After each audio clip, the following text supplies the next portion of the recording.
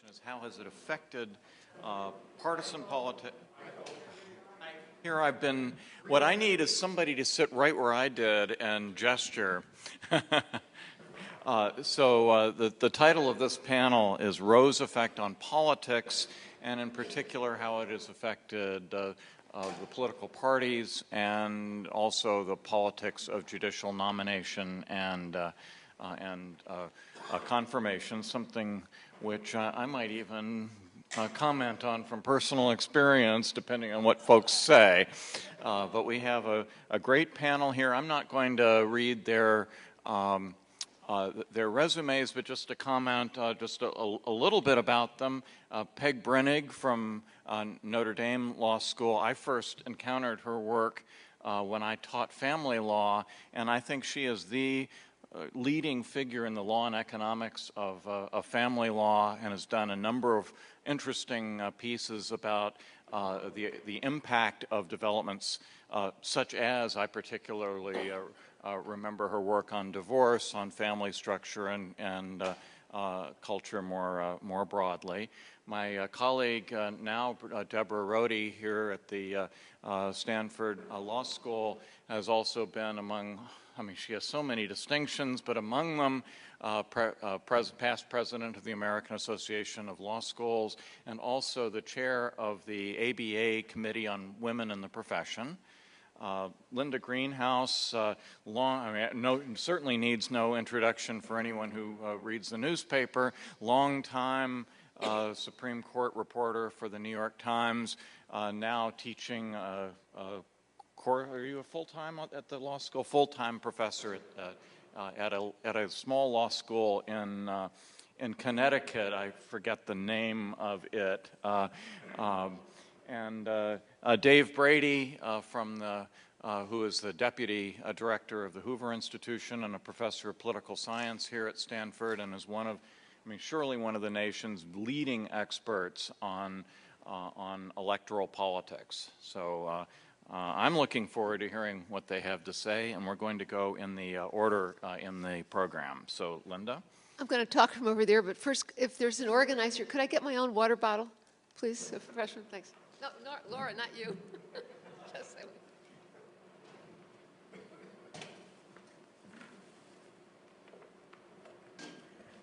I think the acoustics are marginally better from over here. Okay.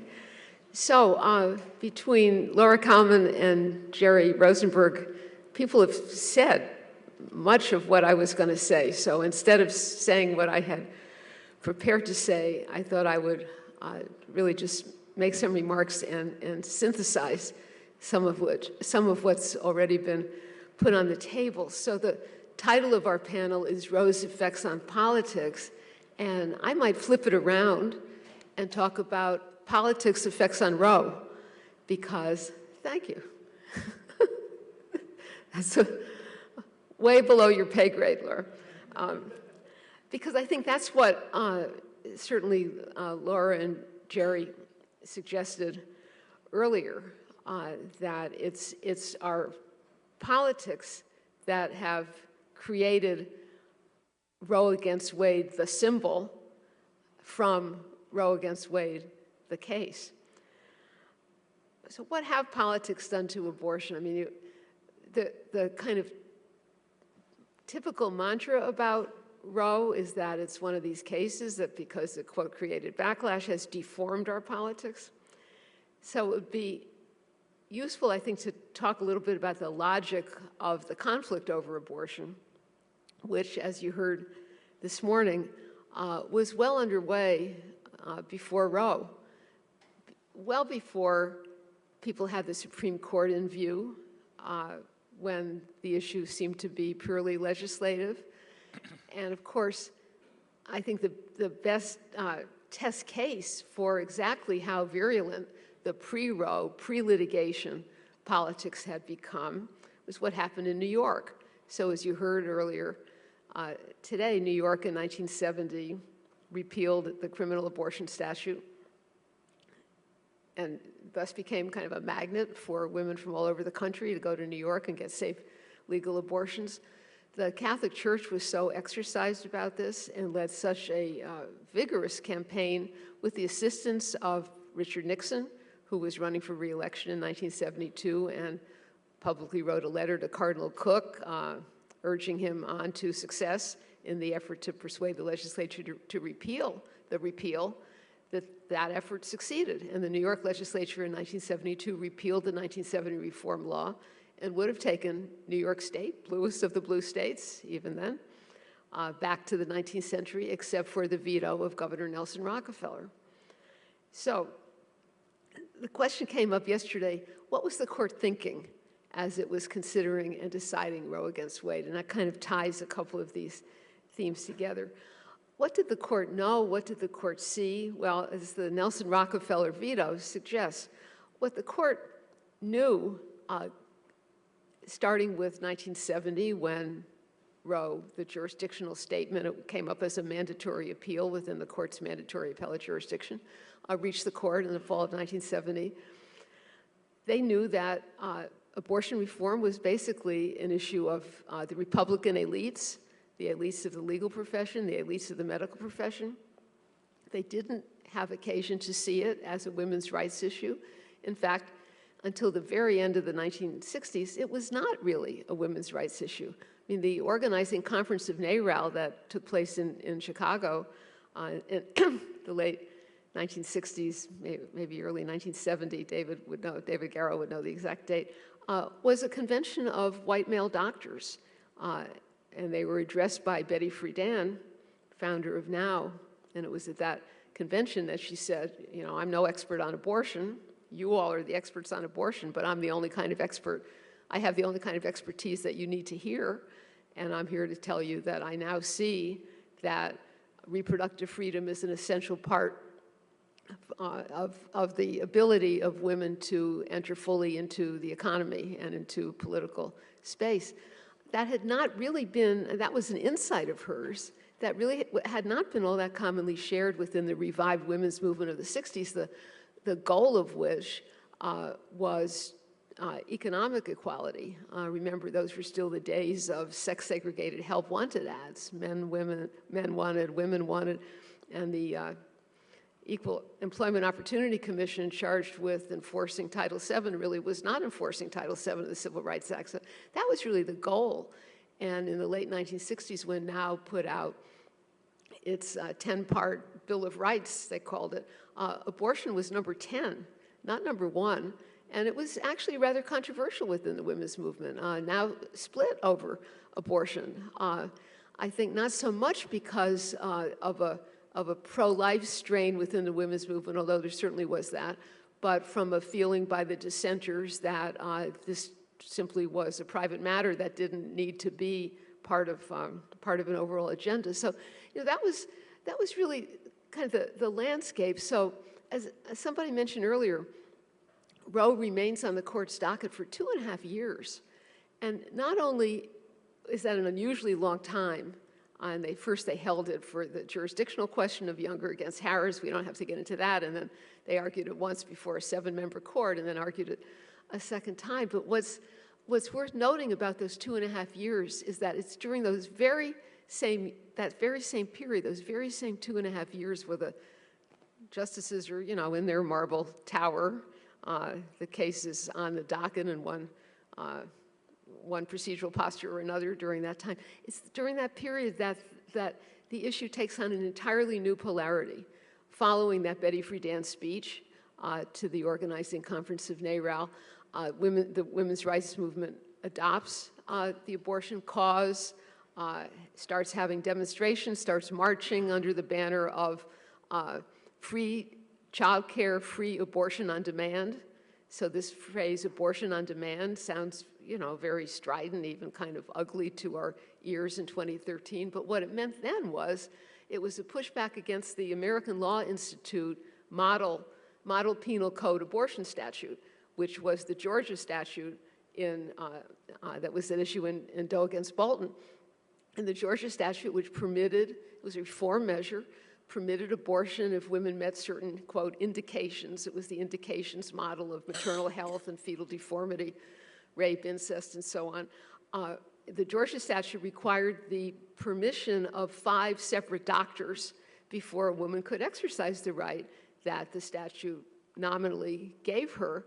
And so abortion on demand simply meant the ability of a woman to go to a doctor and say, I would like to terminate this pregnancy without jumping through all those hoops. But the extent to which the court was aware of the shifting political valence of abortion during that time, I think is very open to question. And I would argue that the court really wasn't aware of it, didn't think it was stepping into some big conflict.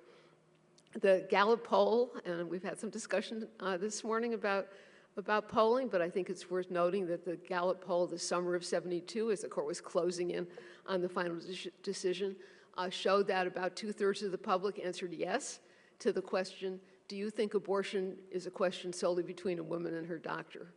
And the yes answers came from every demographic group, including Catholics, including Democrats, including a good deal more Republicans than Democrats. And so when people say in retrospect that Roe against Wade kind of shut down politics and kind of thwarted the public will, actually what was happening at the time, as you heard this morning, was that the very vigorous, very united opposition of the Catholic Church, in fact, was what had created the Democratic deficit and had shut down politics and had shut down the reform movement across the, as Laura reminded, and Michigan was a very key turning point.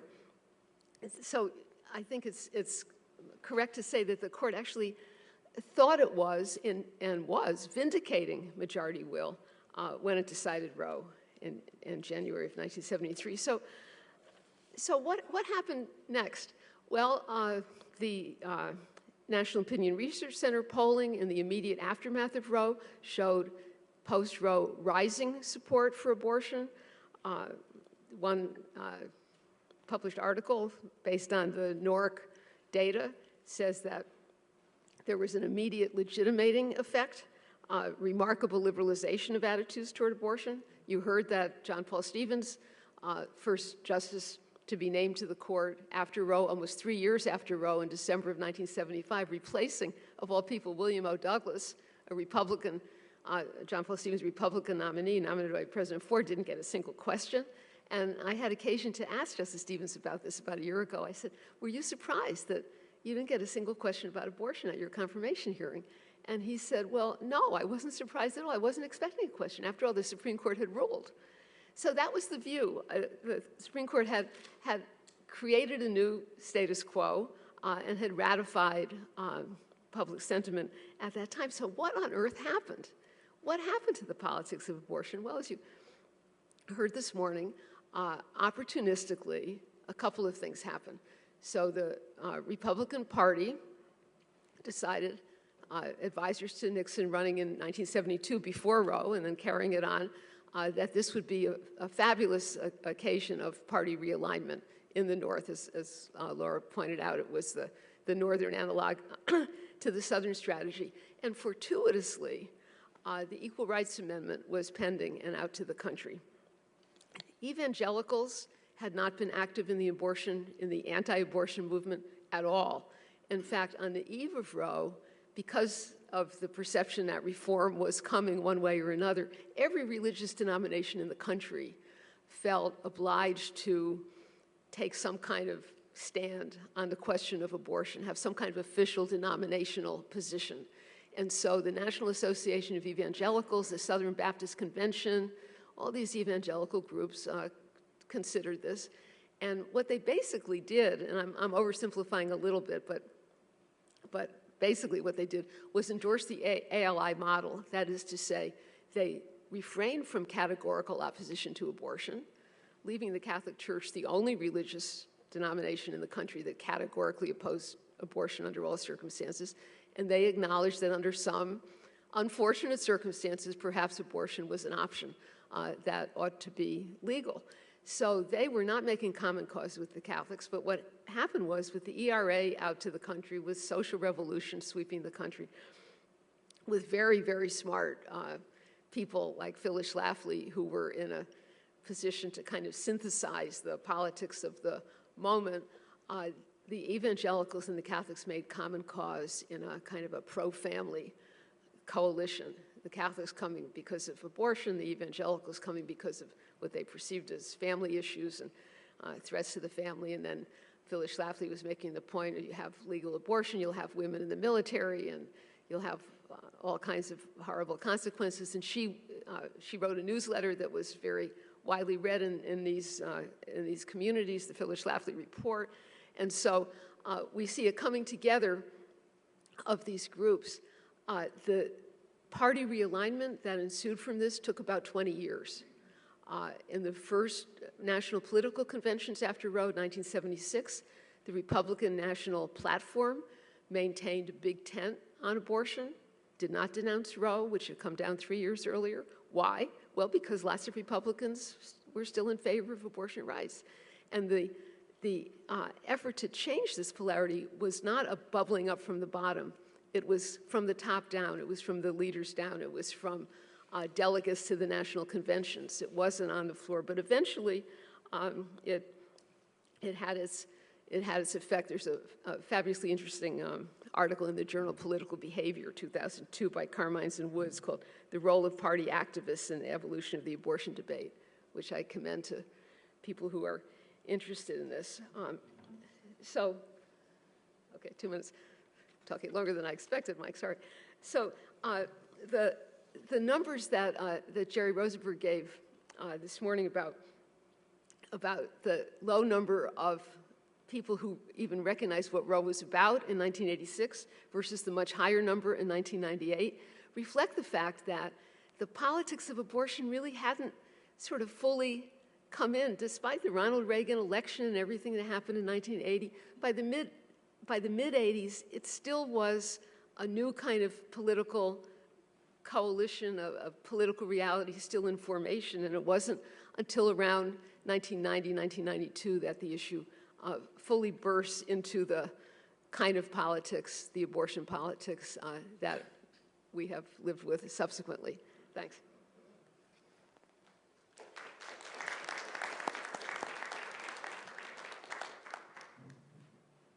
Thank you, Linda. And now we'll hear from David Brady.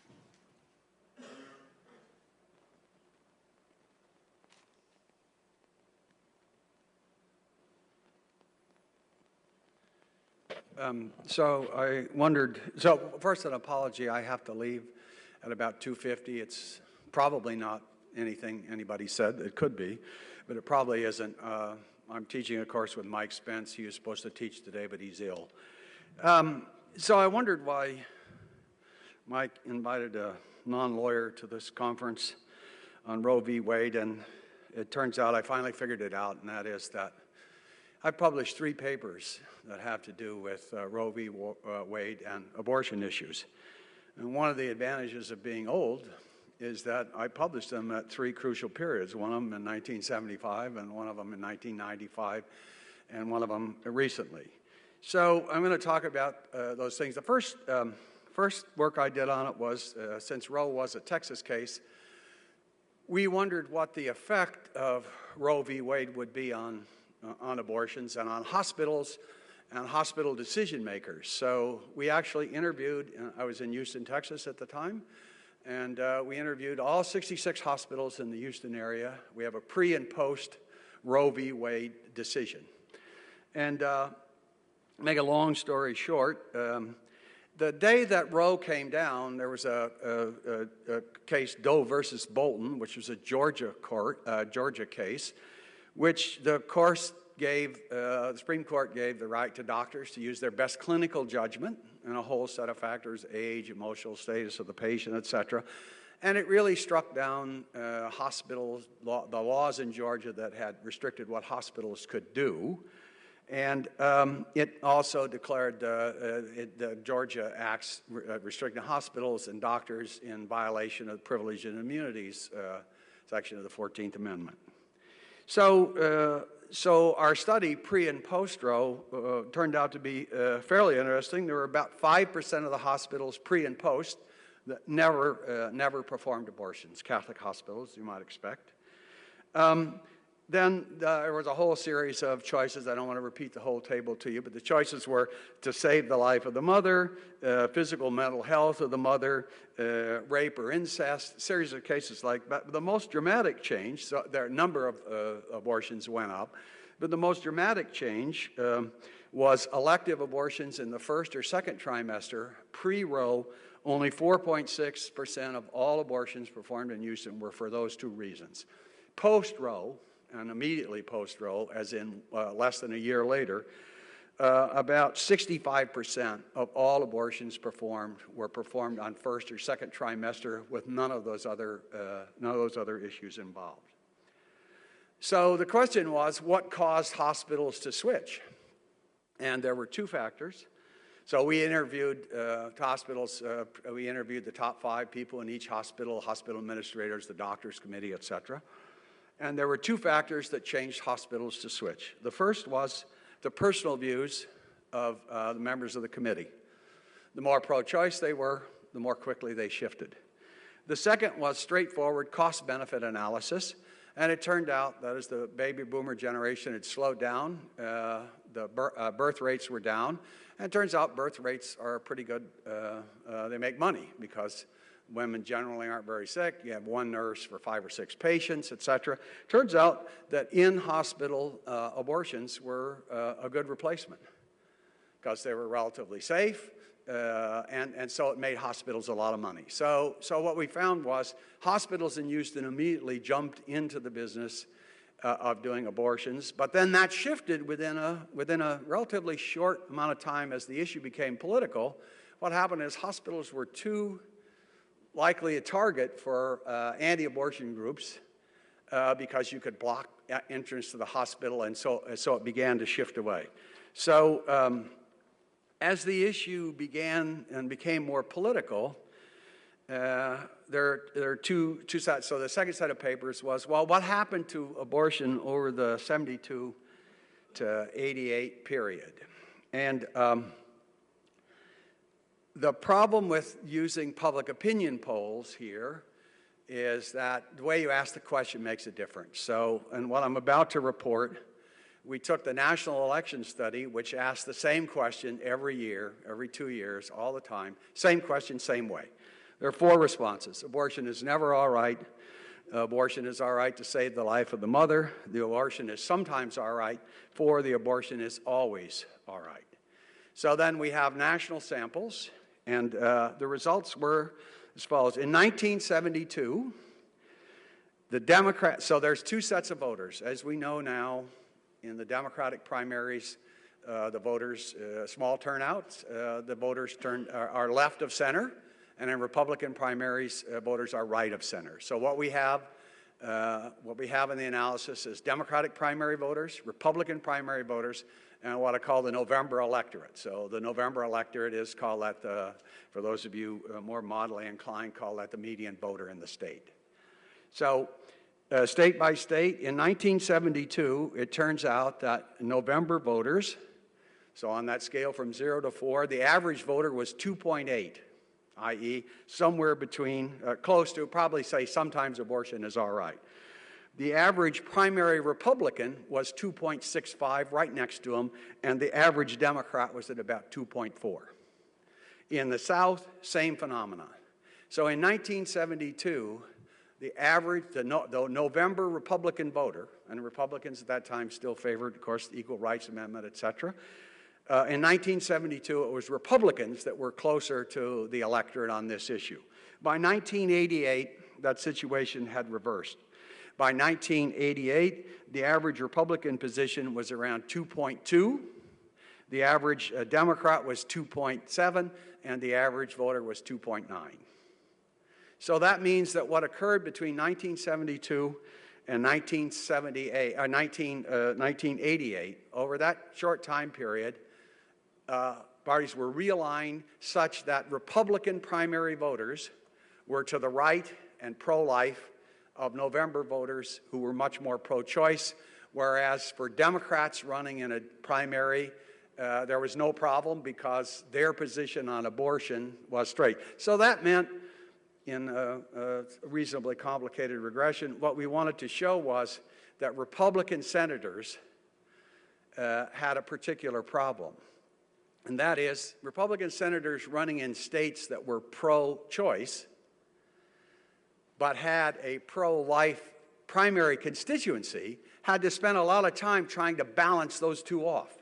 How pro-choice can I be to be okay in November, but still not generate a pro-life opponent that beats me in the primary? And so, I don't want to make a long story short. You can, not that anyone will, but the articles are available. The point of the story is that still plagues the Republican Party. What happened in Missouri and what happened in Indiana with the Republican candidates this time, that's not unusual. That's actually been happening since about 1984, 86. Republican senatorial candidates. The last person in California to do that as a Republican was Pete Wilson, who was pro-choice but managed to continue to win re-election. But over time in states that has mattered. That creates a problem. So that's the second thing I know about the effect of Roe v. Wade on politics. And the third is, in some senses, the more interesting, because what happened is it drove this switch of the parties where the Republican elite became pro-life and the Democratic elite became pro-choice. As it sorted out, it caused people to change party identification. Now, people say that all the time, but most of the time it doesn't mean anything because they're using the Gallup poll or cross-sectional polls, which are useless because you have a time section 1, time section 2, time section 3. Even though it shows movement in one direction, about 40% of the changes, if you had the same people, 40% of those changes are effectively random. So this poll that I'm going to talk about now it's the same people. It's the same people from 1988 to 1996. So same people. So I'm tracking the actual changes. So if somebody in 1988 says they're a Republican and in 1996 they're a Democrat, I have their views on abortion and a whole series of other issues. So I'll just read this rather than go. Our results suggest that an important issue evolution has taken place around the abortion issue. As political elites polarized on the abortion issue starting in the mid-'80s and continuing through the '90s, the mass public began to pick up on this divergence and started switching parties accordingly. These panels show that for Democrats, but not Republicans, there was a statistically significant effect in the overall panel, which meant that Republicans were switching from Republican to Democrat, and the issue of abortion and pro-choice played a rather large part in it. Some Democrats were switching to Republican. They were pro-life, but it's not statistically, it's the right direction, but not statistically significant. So that means that as the political parties sorted, and you might think of it like this, in the '80s, there were still some conservative Democrats, and there were still some moderately liberal Republicans on the East Coast and some on the West Coast. As the parties sorted out, abortion was one of the issues that sorted out. So today, you don't have any conservative Democrats in the South. You have very few, if any, liberal or moderate Republicans on the East Coast. Abortion was an issue that helped drive that split in the political parties. And then the final thing, I think Mike said 10 minutes, and I got 2. The final thing was that this, if you look at an overall picture of party identification in the United States, and the project that a couple of my colleagues and I are working on, we have party identification in the Gallup polls from 1933 to 2013, over 2 million respondents, cross-sectional though it is. What we find is that in the mid-'80s, the pattern prior to that in party identification was, on average, Democrats had a 10% lead over Republicans. 2 things occurred. In the mid-'80s, the gap between Democrats and Republicans decreased, and the number of independents rose. Roughly today, that means that there's about 1/3 Democrats, 1/3 Republicans, and 1/3 independents. Actually, few more independents, more Democrats than Republicans. But that has meant that since the mid-'80s, the Democrats and Republicans have essentially split control of Congress. They've split control of the House and the Senate. That is, each has controlled it on dominant. The House and Senate have both been controlled by the Republicans. Add that up. House and Senate by the Democrats, and then the House and Senate where it's split, about even.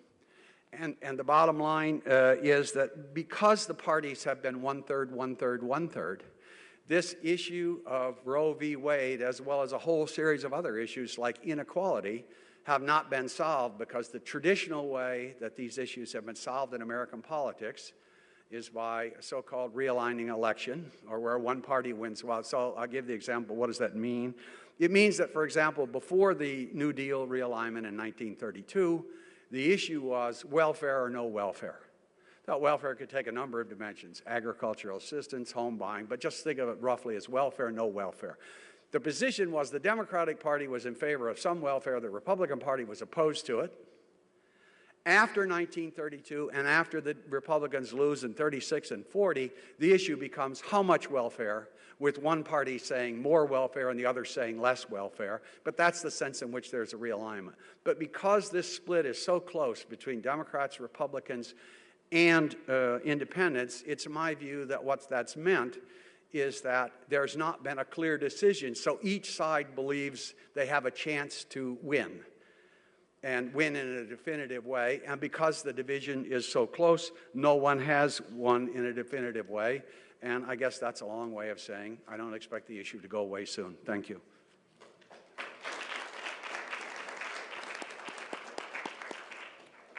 We'll now hear from Professor Brinig.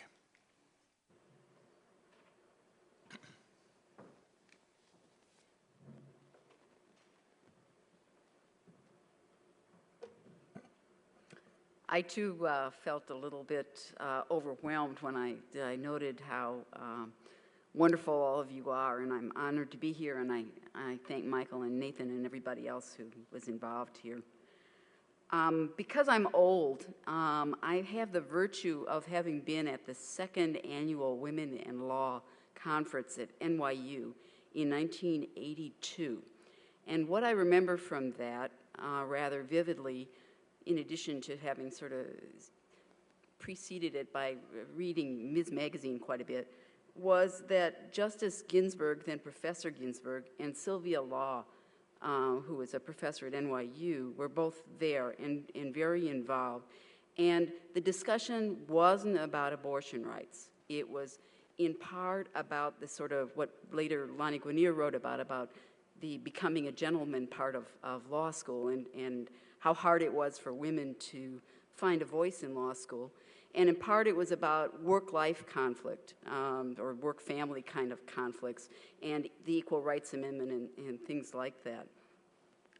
I also want to talk a little bit, because I'm sort of giving a reality check here, about who it is that's affected by Roe versus Wade and the choices that women make to terminate pregnancies. And this data comes from the Guttmacher Institute, and it's from 2011.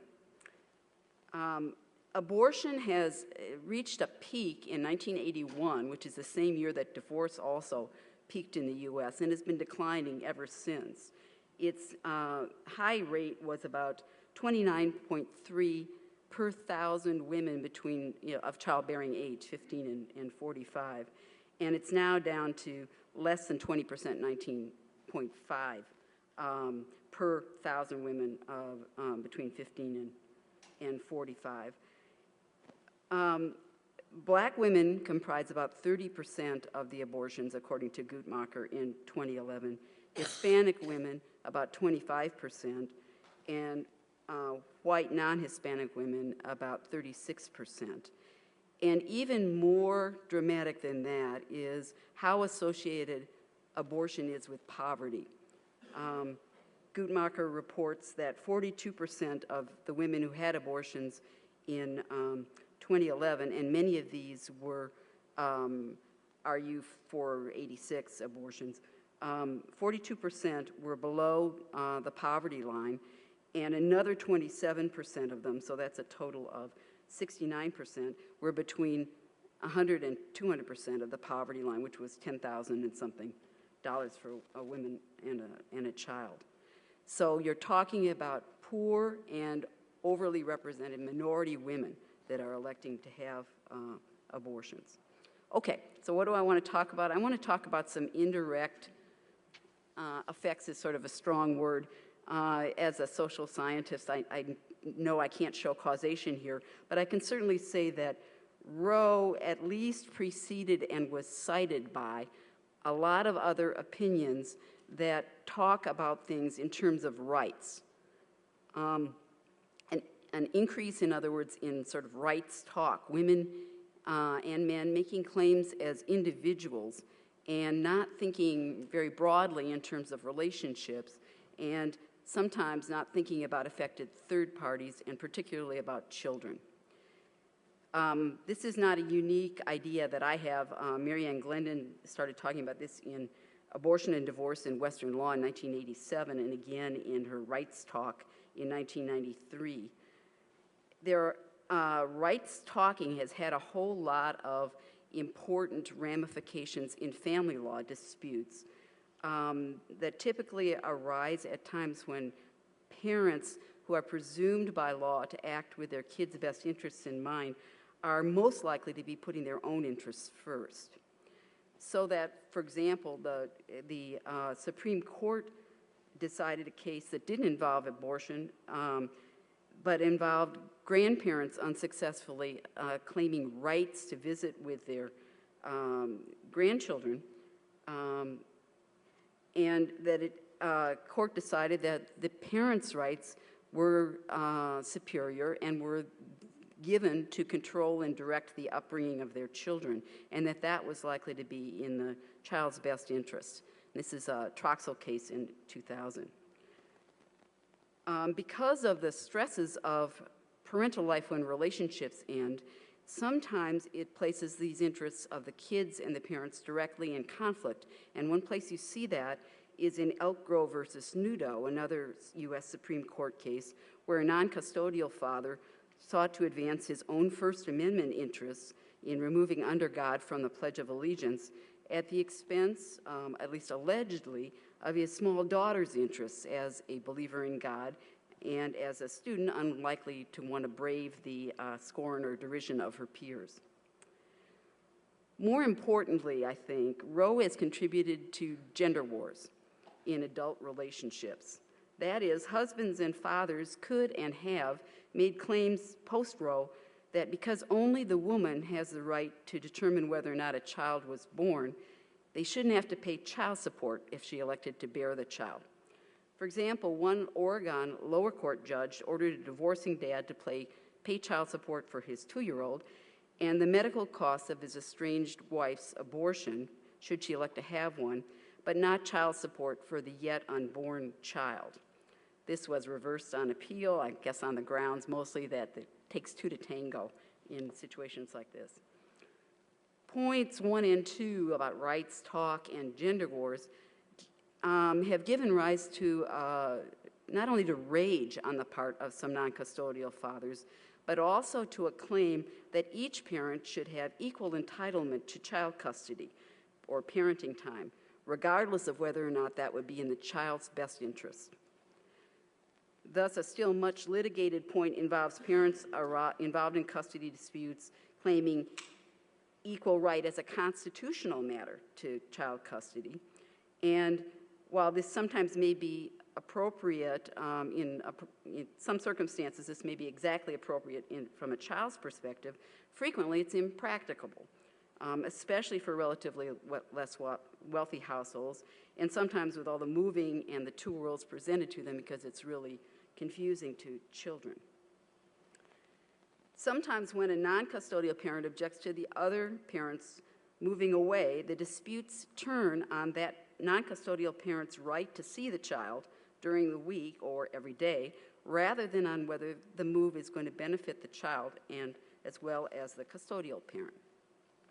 We've already talked yesterday, Christy talked about the case of Davis versus Davis, which involved the divorcing couple's competing claims over frozen embryos, very much referring to Roe versus Wade, and very much on rights, this time the right to elect whether or not to want to be a parent.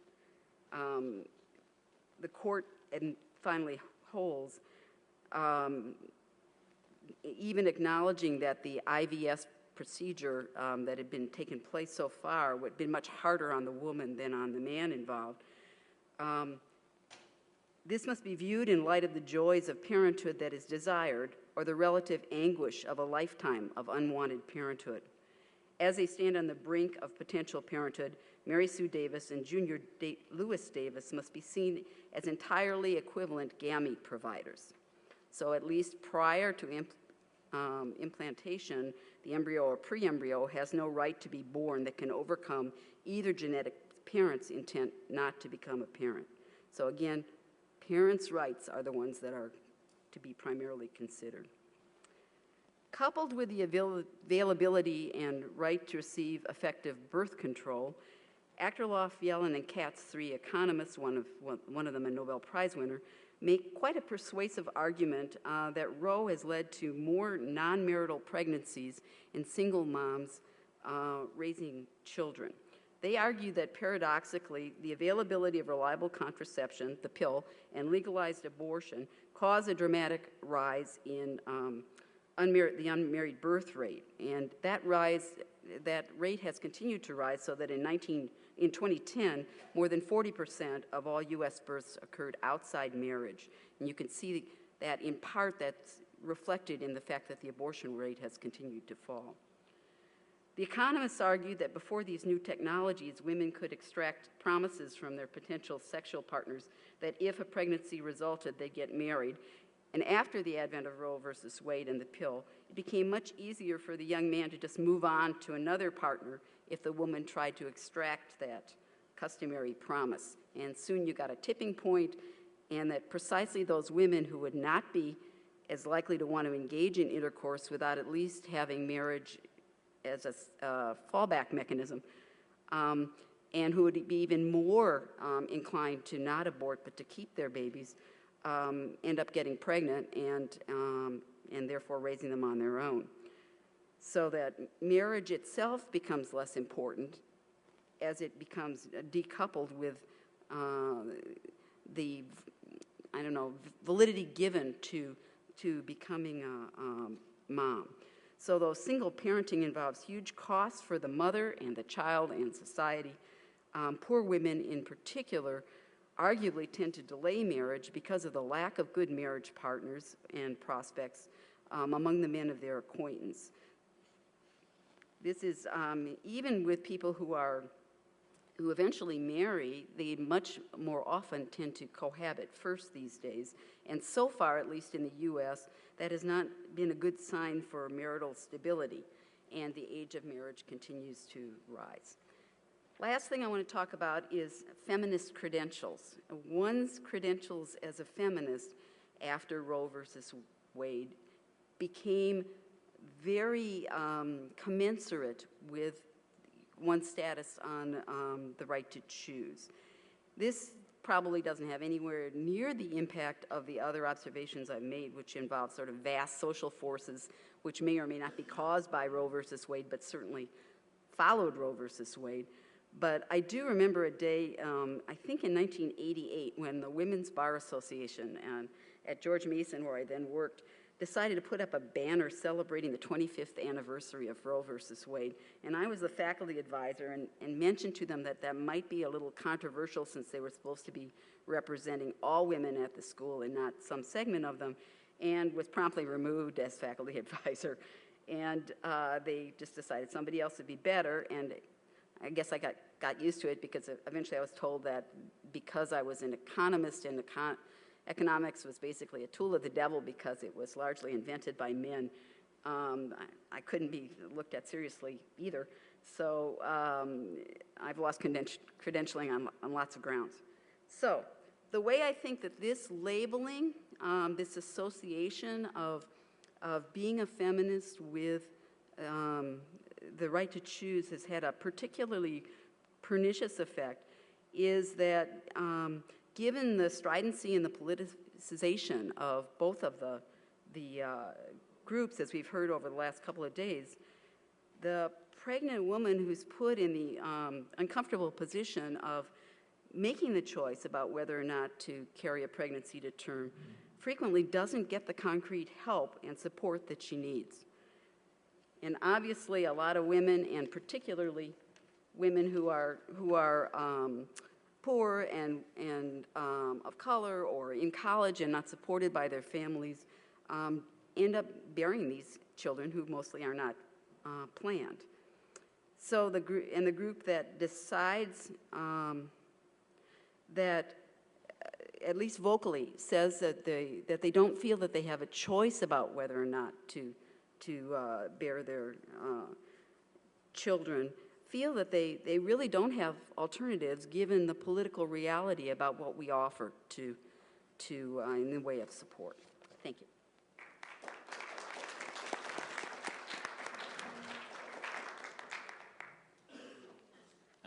And now Professor Rhode.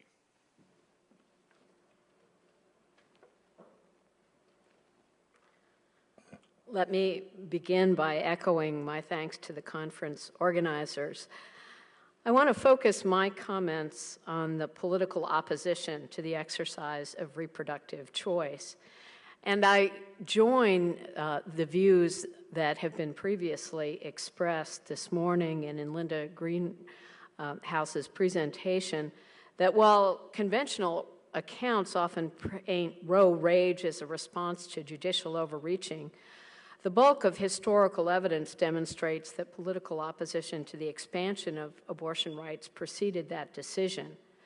Other factors besides the ruling contributed to the mobilization of opponents, including the association of feminism with abortion rights, the backlash against feminism, the realignment of Republican Party politics, and the Catholic Church's response to changing public opinions on the issue. And comparative research also underscores certain features of the American political process that have led to prolonged controversy over abortion, such as expensive, low-turnout elections that are responsive to organized single-interest groups, and the availability of multiple legislative and judicial venues for conflict. But whatever the reason, the politicization of abortion has taken a heavy toll. Since the 1980s, anti-choice activists have bombed or burned over 100 clinics, vandalized over 400, and killed 7 staff. In 2009, George Tiller, the nation's leading provider of late-term abortions, was gunned down while attending church. Operation House Call organizes activists to target doctors' homes for harassment, and other groups use websites and media campaigns to run slogans like, "Some doctors deliver babies, other doctors kill babies." The doctor who attempted to replace Tiller has been stalked by protesters and identified on the internet as a mass murderer. She's received constant hate mails, such as a letter warning her that activists know where you shop, who your friends are, what you drive, and where you live. You'll be checking your car every day because maybe today is the day someone places an explosive under it. Partly in response to such activism, the number of doctors willing and qualified to perform abortions has steadily decreased. A majority of residency training programs in obstetrics and gynecology provide no instruction in first trimester abortions, and over 85% of counties have no abortion provider. 4 states have just 1. Anti-abortion activists have also succeeded in passing a broad array of restrictive statutes designed to make abortion more costly and less accessible. In one recent year alone, states considered some 570 laws and passed 90. The court's current approach, which permits limitations on abortion rights as long as they do not impose undue burdens, have allowed a wide variety of constraints. 35 states require that women be given counseling before they can obtain an abortion, and most of these states specified the information that must be given. Some of that information is incomplete or inaccurate or relevant only to procedures other than the one the woman is undergoing.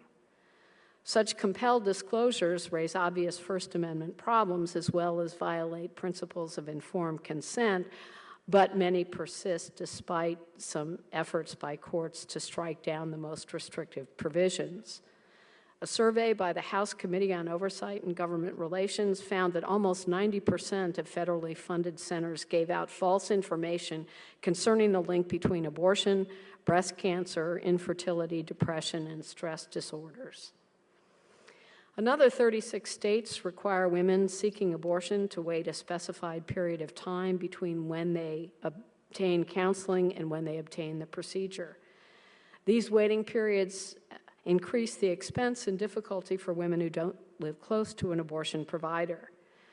These restrictions are partly responsible for decreasing the rate of abortion and have also increased the number that occur during the second trimester, particularly among poor women who don't have ready access to an out-of-state clinic.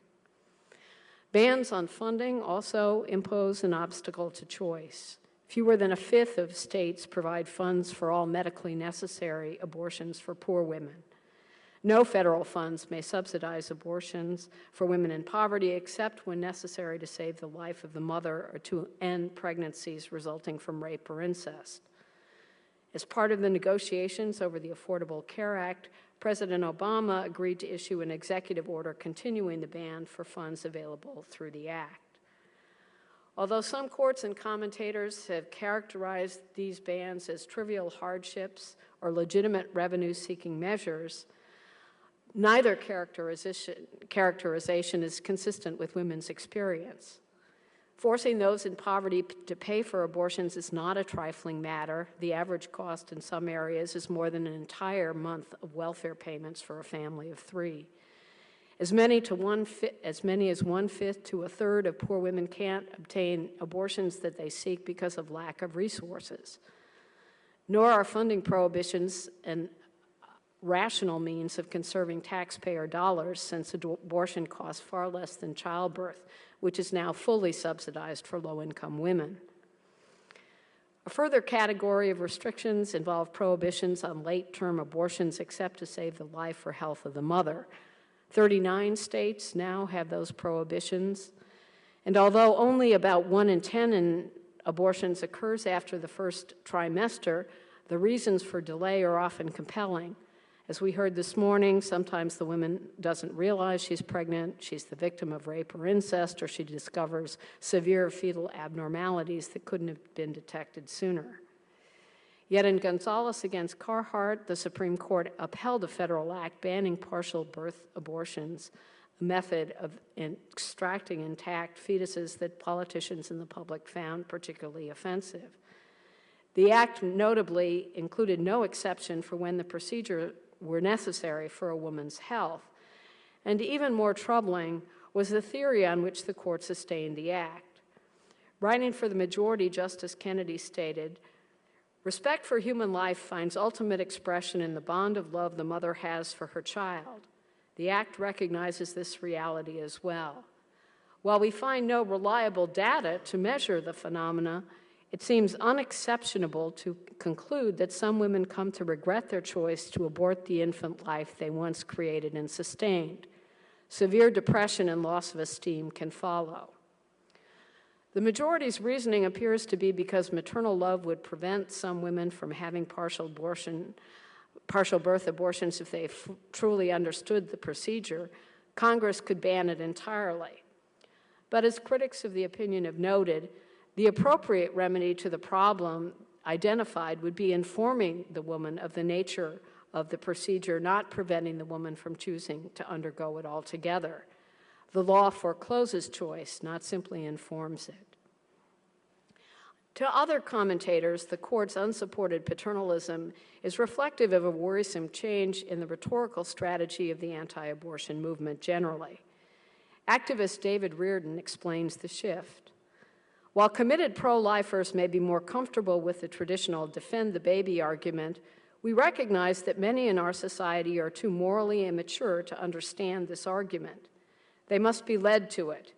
And the best way to lead them to it is by first helping them to see that abortion does not help women, but only makes their lives worse.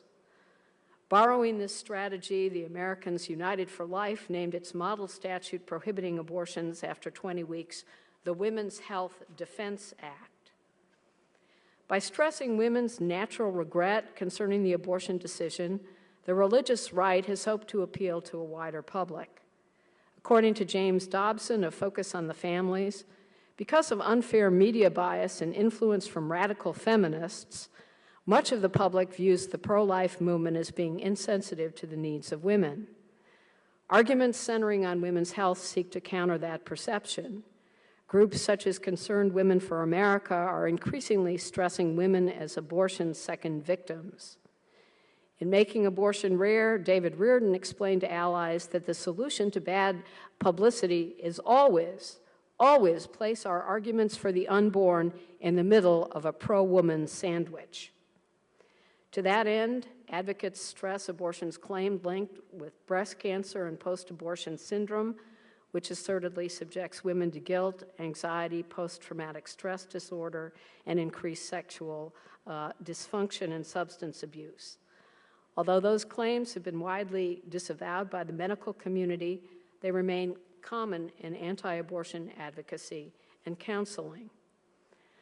A final strategy of anti-abortion activism involves personhood amendments. The national group Personhood USA has campaigned in over 20 states to amend state constitutions to enact legislation to protect fetal life. Such amendments typically define persons as every human being from the moment of conception, and depending on the precise wording, might encompass emergency contraception and emergency birth control. These campaigns are costly for all concerned. In Mississippi alone, the Personhood USA spent over $1 million in an almost successful effort to amend the state's Bill of Rights. The resources of pro-choice groups are stretched thin in attempting to respond to personhood initiatives, as well as close state statutory restrictions on 50 fronts. Just as anti-abortion forces have shifted strategies, pro-choice advocates are coming to the realization that they need to rethink ways to capture the moral high ground. Nearly 1 in 3 women will have an abortion in our society, and about 3/4 of Americans, as we've heard, believe that the procedure should be legal under at least some circumstances.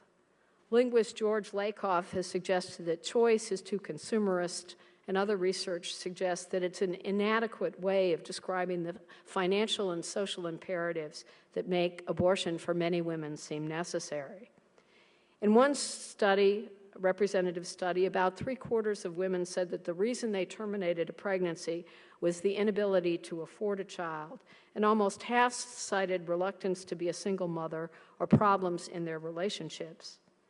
For millions of Americans, the decision to have an abortion is not simply an exercise of individual choice, but one of moral responsibility.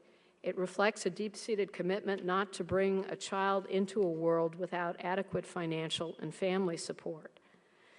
Women's rights advocates haven't done a particularly good job of emphasizing that moral commitment.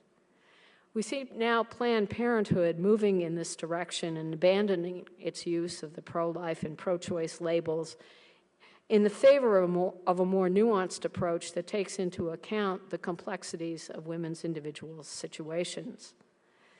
At the same time, women's groups are rethinking their capacities for conveying the urgency of this issue in the face of constant challenges. Part of the problem for the pro-choice movement is that many women take the abortion right for granted. One poll found that the majority of women under 35 who are registered to vote feel that there's little threat to abortion rights. These women have an imperfect understanding of the constraints on access, particularly for poor women and women of color who can least afford unintended motherhood. In claiming the moral high ground, women's rights advocates also need to be looking for more common ground. In a Notre Dame commencement speech, President Obama stressed the importance of uniting both sides of the abortion debate in some joint endeavors. So he said, let us work together to reduce the number of women seeking abortions. Let's reduce unintended pregnancies. Let's make adoption more available. Let's provide care and support for women who wish to carry their children to term. A serious commitment, I think, to that effort is going to require rethinking a whole variety of policies towards birth control, adolescent pregnancy, and the feminization of poverty. And it's this broader political agenda that I think the women's movement needs to consider if it's going to try to maintain some of the high ground that it has been attempting to stake out ever since the Roe decision. Thank you.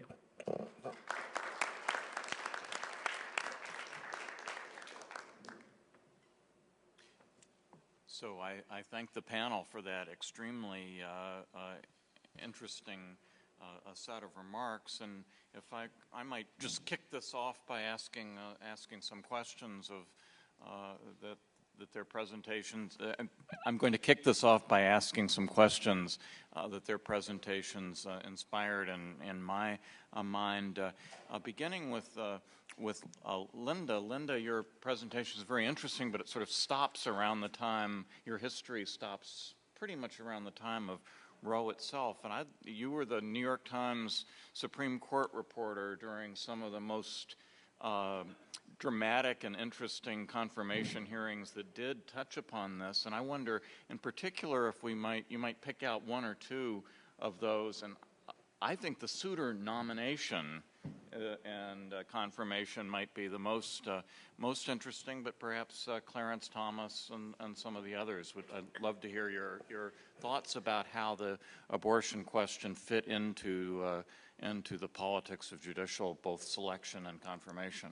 Right. So, of course, Souter and Thomas were preceded by Bork in 87. So, you know, what was very powerful about the opposition to Bork was the way it very strategically avoided directly confronting Roe and the abortion issue, and instead used the concept of privacy and succeeded in making Griswold against Connecticut the sort of baseline of, I guess we were talking yesterday about what's in the canon and what's in the anti-canon, and certainly acceptance of Griswold in the wake of Bork became the sine qua non of confirmability. So the Souter nomination was totally fascinating.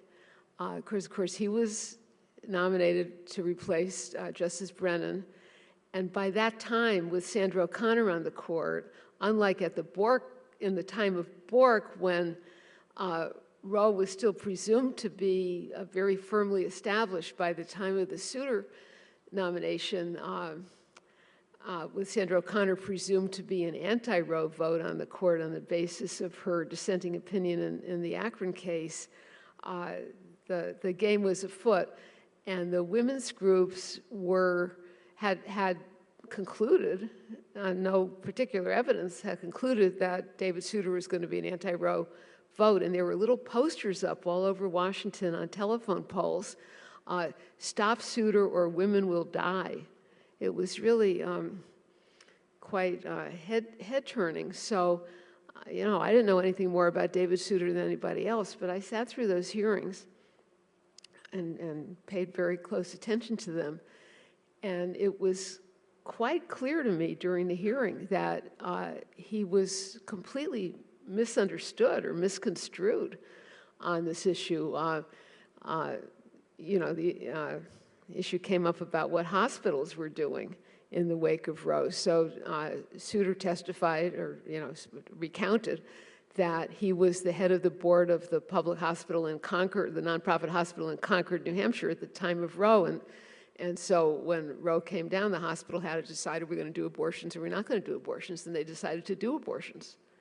So that struck me as very interesting. And he said some very generous things about Justice Brennan and so on. And Mike, I remember the Friday night after the conclusion of the Souter hearings, I was on Washington Week, and which is a live, spontaneous television program.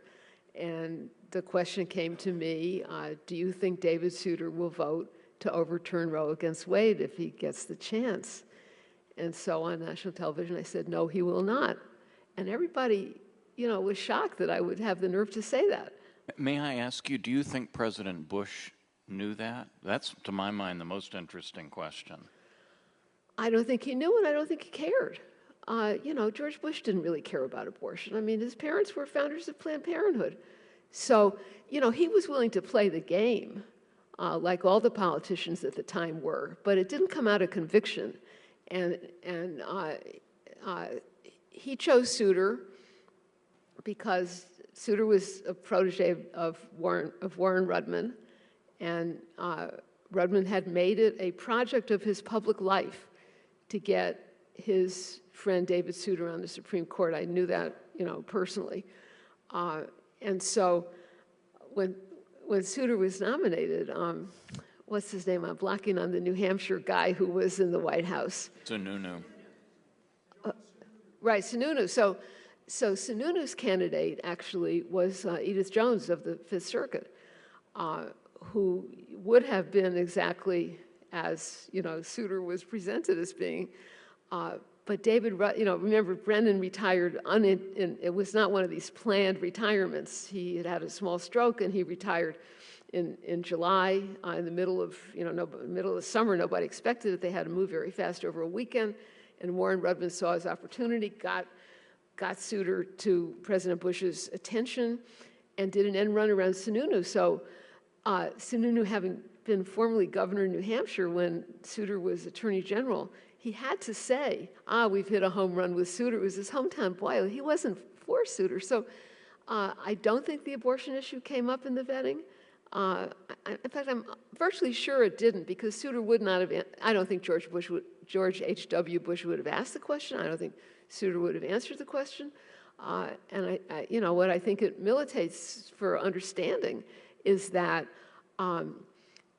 the kind of formal aspects of the confirmation process are much less revealing than trying to get a deeper, more contextual and holistic understanding of the people whose names are in play. Well, let me put a question to Dave Brady before he has to slip away.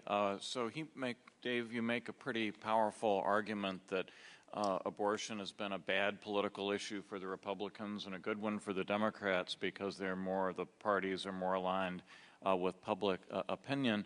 And I just wonder if that's actually so in light of the existence of Roe as the backdrop. So let me just, this is not necessarily my view, but as a hypothesis, as a contrary hypothesis, that the existence of the constitutional ruling effectively means that the only anti-abortion measures which have very much traction are going to be on the margins, and those are going to be the ones like parental notification for underage daughters and consent and funding restrictions and partial birth abortion and so forth, all of which I believe have fairly substantial public support. And so the turf of the actual abortion wars are on measures where it seems as though the Republicans may have an advantage. It seems to me that if Roe versus Wade were to be overruled,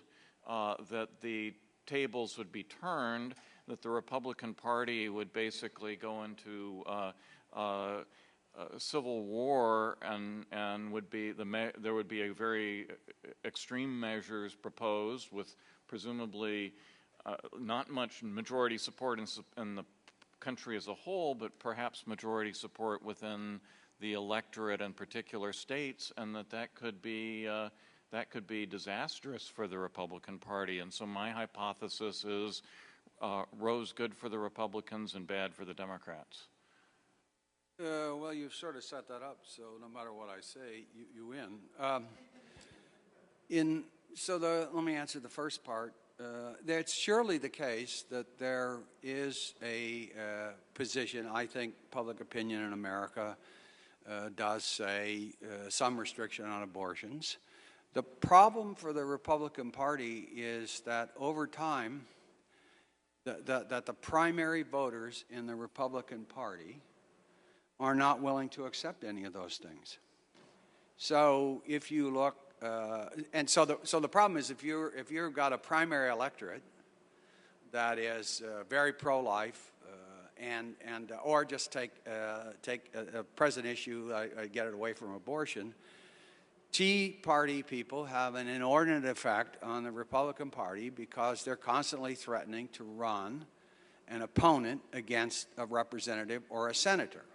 I'm in contact with 3 or 4 students, 2 of whom are Republicans from the Northeast, upstate New York, one of them, Pennsylvania, another, and they have told me on 7 times in the last 2 months they have gotten pressure from Tea Party people saying, if you vote for the compromise on the fiscal cliff, if you vote for this, you're going to get a primary opponent.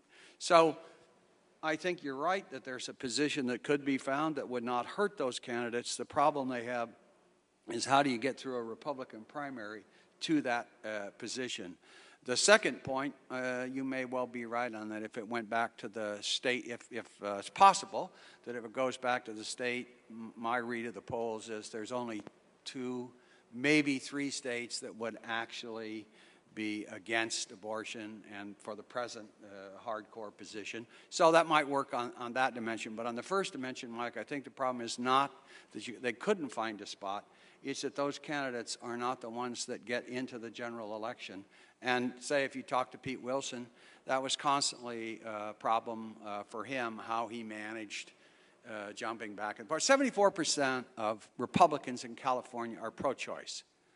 Yet they never nominate a pro-choice candidate. The Republican Party does not have pro-choice in its party platform in the state. And the answer is, I think, because that elite, the intensity of that elite, keeps it from happening.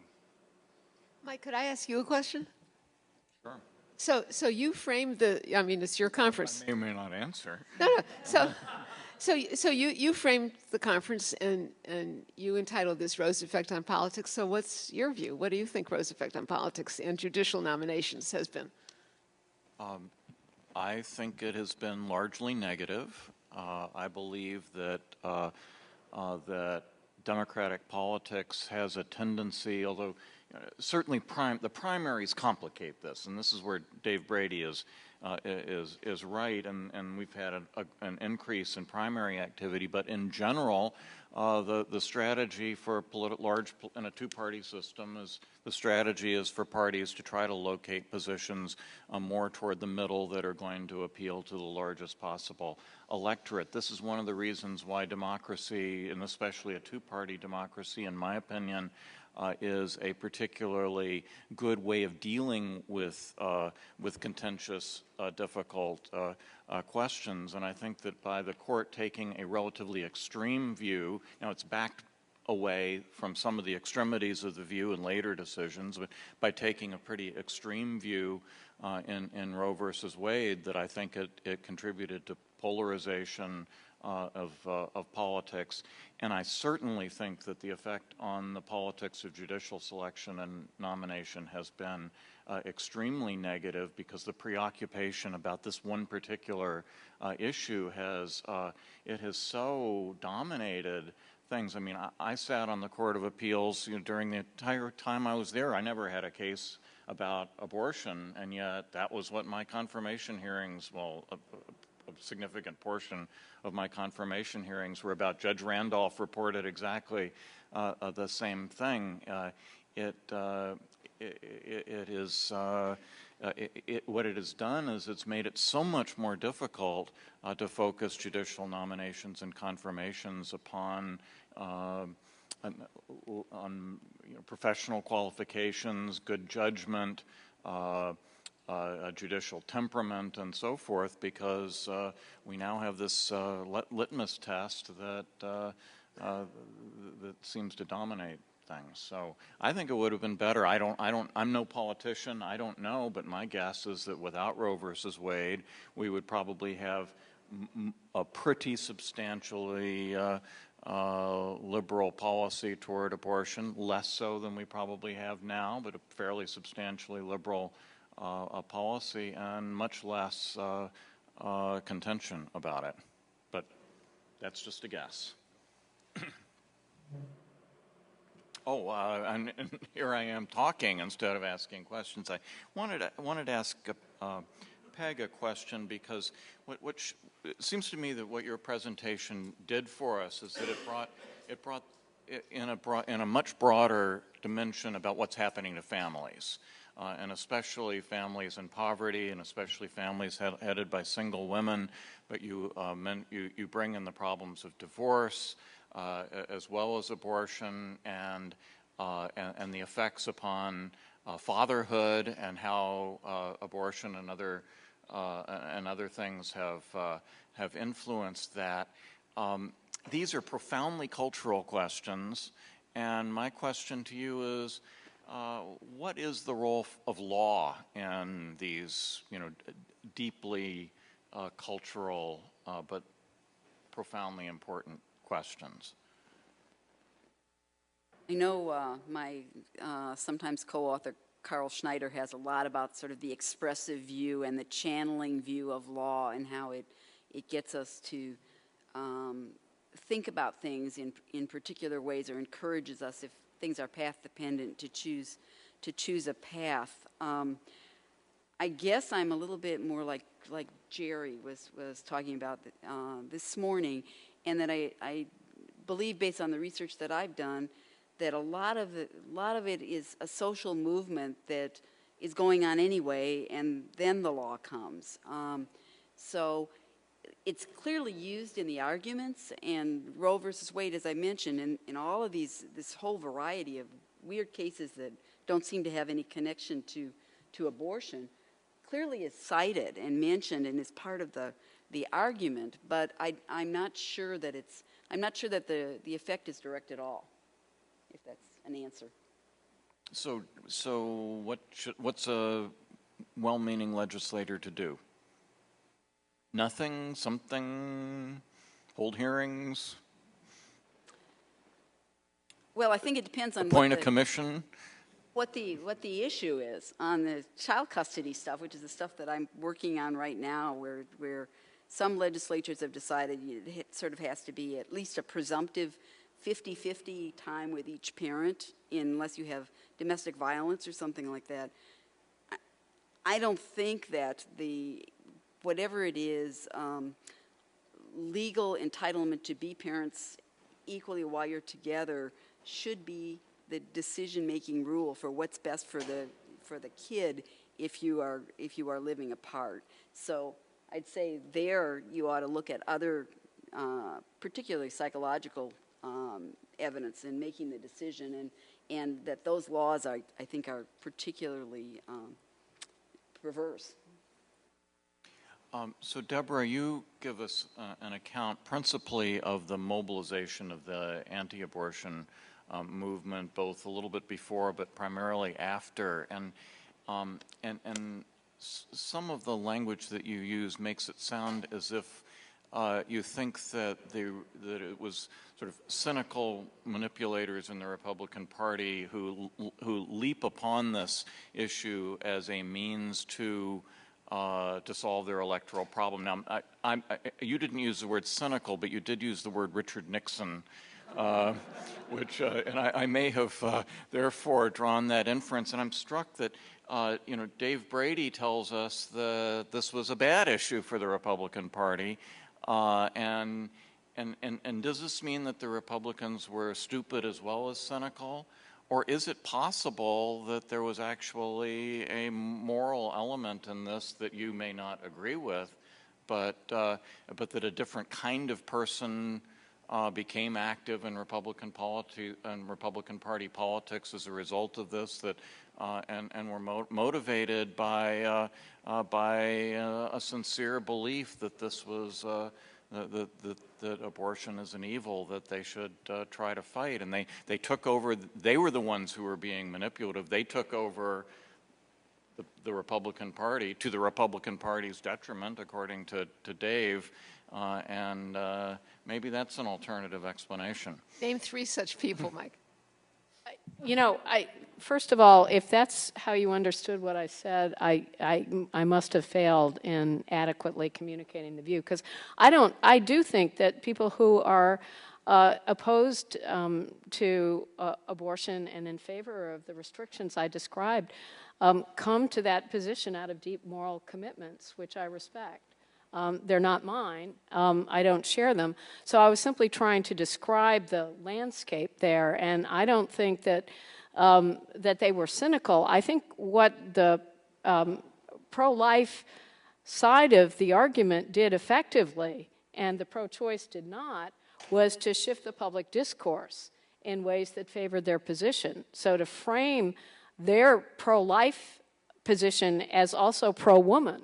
And I don't think that the choice activists have really come to terms adequately with that rhetorical strategy. But I don't question the good faith of those who are aligned with the pro-life position. And I certainly agree with you that a lot of the fallout from the polarization, including what's happened in judicial confirmation processes, has not been good for either party or for the democracy in general. But it was a rhetorical strategy. They weren't saying what they believed. Well, the rhetorical strategy actually, I do think, reflects what they believe.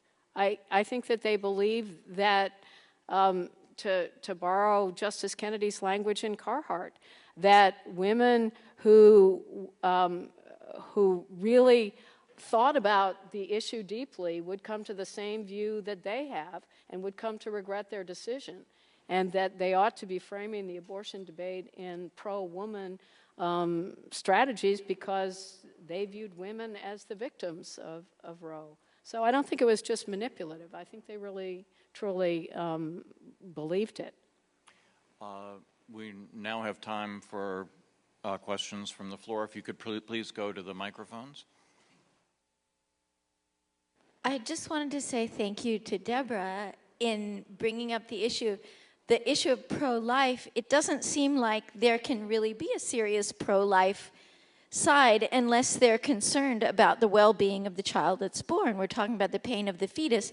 What about the pain of a life of an unwanted child growing up without good education, without health care, without love and a decent family to live in, or a mother struggling with life? So I find that there's this massive, bizarre hypocrisy involved in it unless we make the commitment to the life of an individual. And this idea of the person and the persona, you know, what is being born is a really deep question that I don't think we have gotten to address, where we're wondering what is life, where is an individual, or where is the person. And I think that one of the issues that needs to be looked at, which we haven't gone toward, is something that's being looked at end-of-life care, where so many, even our Harvard professors now, who are avid atheists, are saying they're having these experiences of not being their body. And please forgive me for bringing up this semi-unempirical and yet coming to the forefront empirical question of what is life, and then what is quality of life, and the importance of quality of life in the question of all of this. Thank you very much. Laura? So thank you for a wonderful panel. While I was listening, I made a list of all the justices who've been appointed since Stevens, just off the top of my head, and I came up with 13, including Stevens, 9 appointed by Republicans, 4 by Democrats. And I wanted to ask, given the political realignment that you've described, would you have expected greater change in the law of abortion than there has been? Or does the current abortion law reflect continuing divisions in the Republican Party? Well, I certainly was one of the people in 1992 when Planned Parenthood against Casey was pending who thought Roe was gone, just based on how Sandra O'Connor had framed the issue and what we thought about Kennedy, Souter aside. So, you know, what happened to O'Connor and Kennedy and Casey, I think, had to do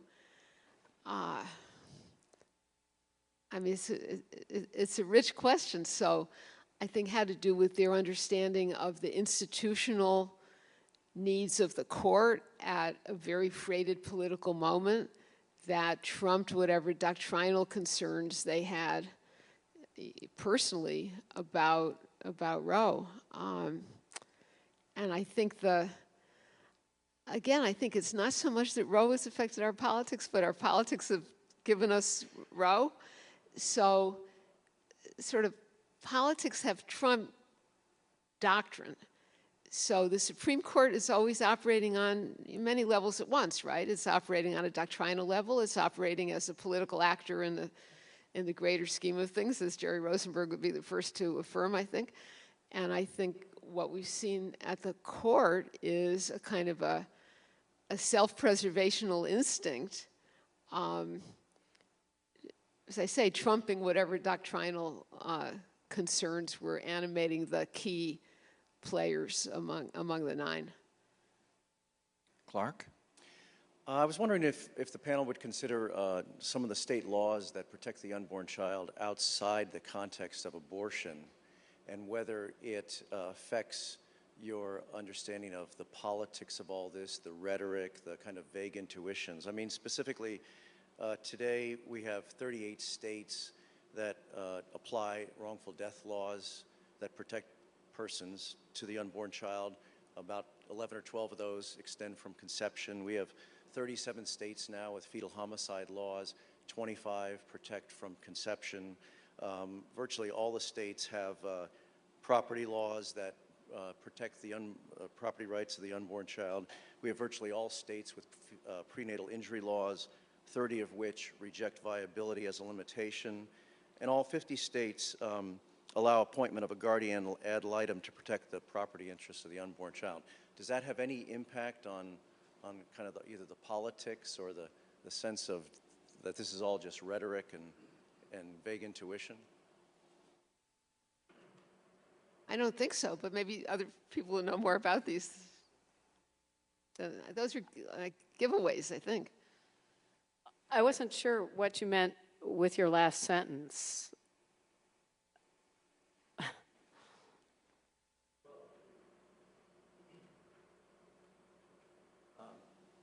I think repeatedly we've heard the assertion that the protection of fetal life is either from the philosophical sense kind of based on vague intuition and not reality, or it's just kind of politics or just rhetoric, and there's really no societal or public opinion commitment to really protecting developing human life. And I was wondering if these state laws cast any light on that. Well, I think the state laws show the public's moral ambivalence about the abortion question that we talked about some this morning, that they do affirm respect for human life. And I think where the division comes with abortion is that there's some profound concerns on the other side of the equation that aren't present with respect to some of the issues that you describe. And those concerns have to do with the restrictions on women's autonomy, and also concerns about the life of a child who's born into a situation in which the mother is not capable for financial or family reasons for adequately caring for the child.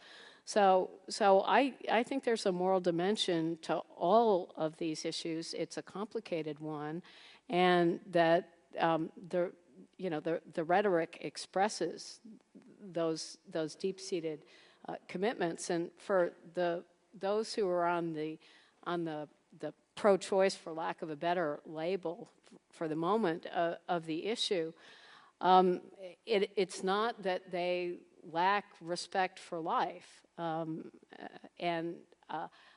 it's that they see the issue as one in which people can legitimately disagree, and they believe that on those fundamental moral issues, people should be left to their own consciences when there are strong competing values on both sides of the scale. I wanted to say, if you don't mind, that one of the things that I didn't say was that I think that both sides, for the women who are actually involved, view the choice involved as a tragic choice. that it isn't something that if they could avoid making it at all, that they wouldn't, they would just as soon not have to make. And two particularly persuasive pieces of writing, one fictional, one not, about that are Terry McMillan's Vanishing Acts, which is fictional, and Joan Williams' piece on tragic choices. I think it's something that, it's worth thinking about, that it's not something that I think either side really takes very lightly here. There is a moral dimension. I don't know much about the laws that Clark just mentioned either, but one of them is fetal homicide laws. I'm curious, your reaction more specifically. So imagine someone attacks a pregnant woman and kills her and her unborn child. Do you think it's appropriate to bring two actions for murder in that case, or is that just a stunt? Gee, I don't think it's just a stunt, and I think that's one of those hard cases. I don't know that I have strong moral intuitions on one side or the other on that one. When I was a public defender, there were two cases that I referred to somebody else in the office because I wouldn't take them, and one of them was a guy who shot his 7.5-month pregnant girlfriend in the abdomen in order to kill the fetuses that she was carrying, and he was successful in killing them and not her, and was tried for the fetal homicide that resulted. And that was one that I just felt I felt it was so, what he had done was so wrong that I couldn't handle it. And just everybody, I didn't care about all the other people I had were people I'd try to help out. Derek? Hello. I'd like to see if the panel could talk about and explain two different moments in political time in this story. A little louder. Yeah, sure. The first, 1976, when the Republican Party, despite still, according to what we've been talking about today, still trying to figure out its approach, its strategy to handling Roe, still decided in 1976 in its platform to say that it supported those who were pushing for a constitutional amendment to protect life and to ultimately overturn Roe v. Wade. So even in 1976, the Republican Party officially did say that it was opposed to Roe, while also conceding that there were reasonable positions on both sides and being more tentative in that regard. And then the second moment in political time would be 1992 on the Democratic Party side, where you see another kind of shift in the party's platform, whereas from 1976 through 80, 84, and 88, they had been pretty solidly in support of the Roe decision. They made one additional and pretty lengthy sort of caveat to that, or making the point that while we support Roe, we support the right underlying Roe that was recognized in Roe, we also wanted to insist that abortion should be limited, should be only something that happens when absolutely necessary, and they applauded the decreasing numbers of abortion. And so you see that in 1992, and that more or less remains in the Democratic Party platform from that point forward. So there was at least a bit of a shift in the rhetoric on the Democratic Party side as well. So if any of you have any sort of reflections on those two sort of moments, I'd be curious to hear your thoughts. Well, I think it was a pivotal moment. Safe and unnecessary was the Clinton mantra on that, and I think that captured a lot of people in the Democratic Party's view of what the goals should be. Yeah, that was Clinton's mantra, right? We want to make abortion safe, legal, and rare. And of course, that gets us into contraception. So people that, oppose birth control and also oppose abortion are being kind of internally contradictory, I think. Bob?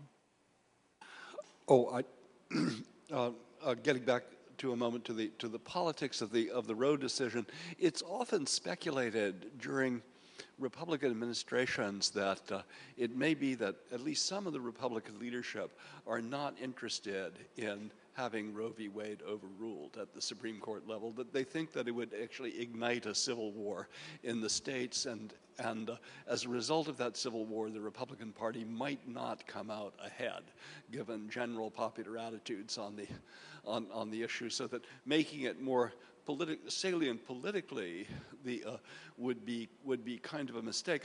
I don't know how much there is to this speculation. I mean, and I wonder how it would come out today, because there already seems to me to have been ignited a civil war in many of the states over abortion, and so it's worth wondering whether overruling Roe v. Wade would make that situation significantly worse than it is. I suspect myself that it would. That is to say that, for example, young people who are relatively apathetic and indifferent about the issue now would return to the political fray with some vigor if Roe were overruled. But I'd really like to know what people more expert in this than I am think. I didn't quite hear everything, but from what I heard of you, I think Sandy Levinson crystallized this best some years ago when he said that for Republicans, Roe was the gift that kept on giving.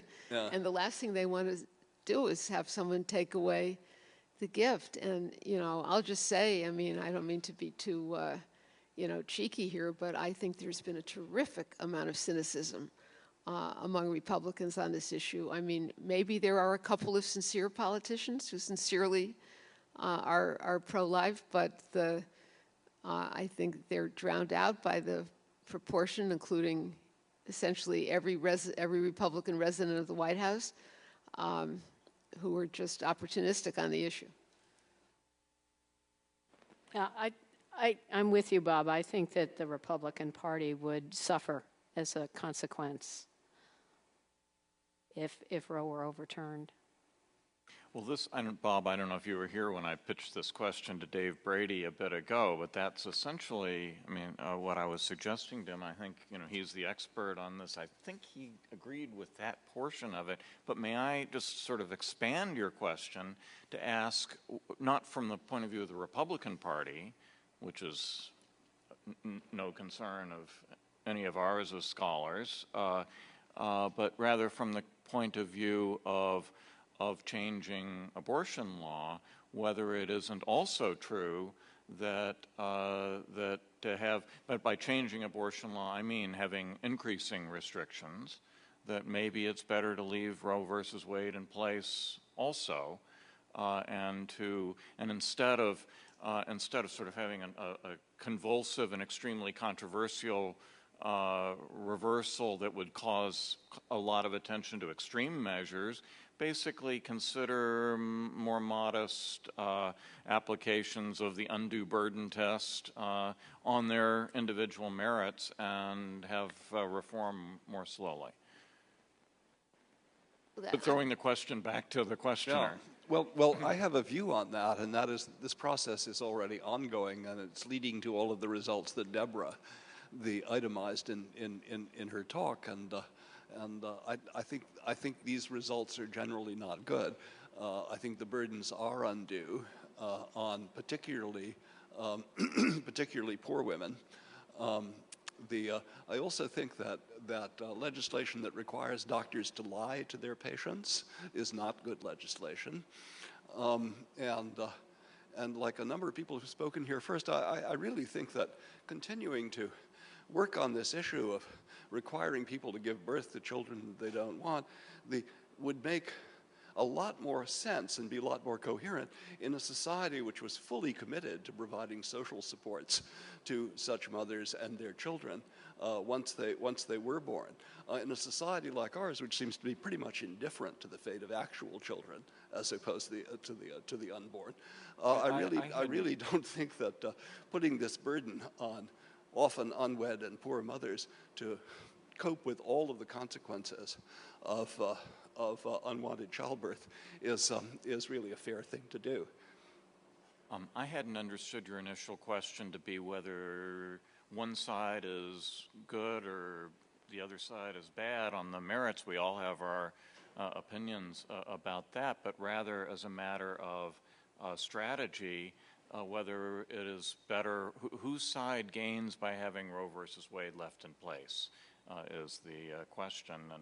And I think there's at least an argument that having Roe versus Wade in place preserves more opportunities for pro-life reform efforts, even if you or even possibly me might disagree with them.